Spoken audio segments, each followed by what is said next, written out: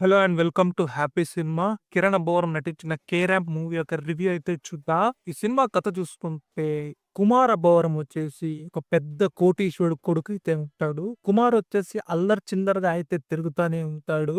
తన కొడుక్కి ఎలాగో చదువు అవ్వడం లేదని తన తండ్రి అయితే అతన్ని కేరళలో ఉన్న ఒక కాలేజ్‌కి అయితే జాయిన్ చేస్తాడు. అక్కడొచ్చేసి కుమార్ ఫస్ట్ ఇంప్రెషన్‌లోనే 'మెర్సీ జాన్' అనే ఒక అమ్మాయినైతే లవ్ చేసేస్తాడు. ఆమెతో ఉండాలని ఆమెకైతే ఒక ప్రామిస్ అయితే చేసేస్తాడు. దీనితో పెద్ద సమస్య అయితే మొదలవుతుంది. అసలు మేరీ జాన్‌కున్న సమస్య ఏంటి? దీనివల్ల కుమార్ ఎలాంటి ఇబ్బందులైతే పడ్డాడు? చివరికి తన నాన్న గురించి కుమార్ ఏం తెలుసుకున్నాడు? అసలు మేరీ జాన్సన్‌కున్న సమస్య ఎలా పరిష్కరించాడు? దీని చుట్టూనే ఓవరాల్‌గా ఈ సినిమా అయితే ఉంటుంది. ఈ సినిమా వచ్చేసి పండక్కి మంచి ఎంటర్‌టైన్‌మెంట్ మూవీనే. ఎందుకంటే ఈ సినిమాలో కామెడీ వచ్చేసి చాలా ఎక్సలెంట్‌గా వర్క్ అయింది. ఫస్ట్ హాఫ్‌లో గాని, సెకండ్ హాఫ్‌లో గాని చాలా ఎక్సలెంట్ కామెడీ సీన్స్ కానీ, మూవ్‌మెంట్స్ అయితే ఉన్నాయి. ఫస్ట్ హాఫ్ కన్నా సెకండ్ హాఫ్‌లో అయితే చాలా హిలేరియస్‌గా అయితే ఉంటుంది. సినిమాలో హీరోయిన్‌కైతే ఒక డిఫరెంట్ అయిన డిజార్డర్ అయితే ఉంటుంది. ఆ డిజార్డర్ చుట్టూ అయితే సెకండ్ హాఫ్‌లో కొన్ని కొన్ని మంచి మూవ్‌మెంట్స్, మంచి ఫన్ ఎపిసోడ్స్ అయితే రాసుకున్నారు. అదే గాకుండా నరేష్ గారికి ఒక సెపరేట్ ట్రాక్ అయితే ఉంటుంది. అదే గాకుండా ఒక ఓల్డ్ సాంగ్‌నైతే రీమిక్స్ గూడా చేశారు. ఆ సాంగ్‌కైతే థియేటర్‌లో అయితే అరుపులే. సెకండ్ హాఫ్ అయితే అద్దరగొట్టేసారు. రైటింగ్ వైస్ గాని, డైలాగ్ వైస్ గాని నాకైతే చానా నచ్చింది. అంత ఫన్ అయితే ఉన్నింది. అంతే గాకుండా ఒక మంచి ఎమోషనల్ బాండ్, ఎమోషనల్ కనెక్ట్ అయితే ఉండింది. ఫాదర్‌కి సన్ మధ్య ఉన్న ఆ ఎమోషనల్ బాండ్‌ని గూడా బాగానే చూపించారు. అదే విధంగా సినిమా ఎండింగ్‌లో అయితే ఒక ఏఐ ద్వారా చూపించే ఒక మంచి ఫన్ అయితే ఉంటుంది. మిస్ అవ్వద్దండి.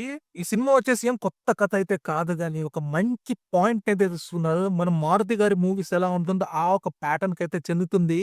అంతే కాకుండా ఈ సినిమాలో మంచి రొమాంటిక్ సీన్స్ కూడా ఉన్నాయి. అలాగే ఫన్ గూడా బాగానే ఉన్నాయి. పండగకైతే ఖచ్చితంగా ట్రై చేయండని నేనైతే చెప్తా. ఇక పెర్ఫార్మన్స్ విషయం చూసుకుంటే అబ్బవరం అయితే ఇలాంటి రోల్‌ని చాలా సునాయాసంగా చేసేస్తాడు. రెగ్యులర్‌గా ఆయన చేసేలాగానే చాలా ఈజీ‌తో ఆ క్యారెక్టర్‌నైతే డెలివరీ చేశాడు. మంచి పెర్ఫార్మన్స్ అయితే ఆ క్యారెక్టర్‌లో అందించాడు.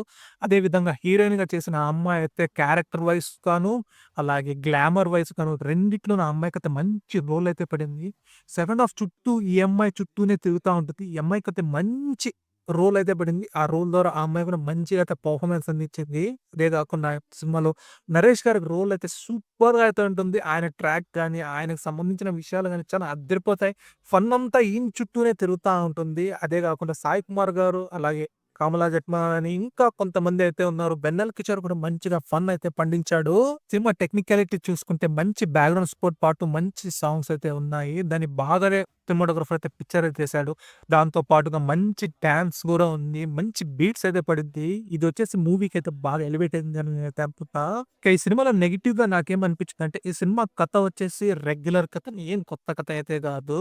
అదే విధంగా స్క్రీన్ ప్లే గూడా మనకు అలవాటు పడ్డ స్క్రీన్ ప్లేనే. సో, ఈ ఒక్క విషయం తప్ప వేరే ఏం నాకనిపియలేదు.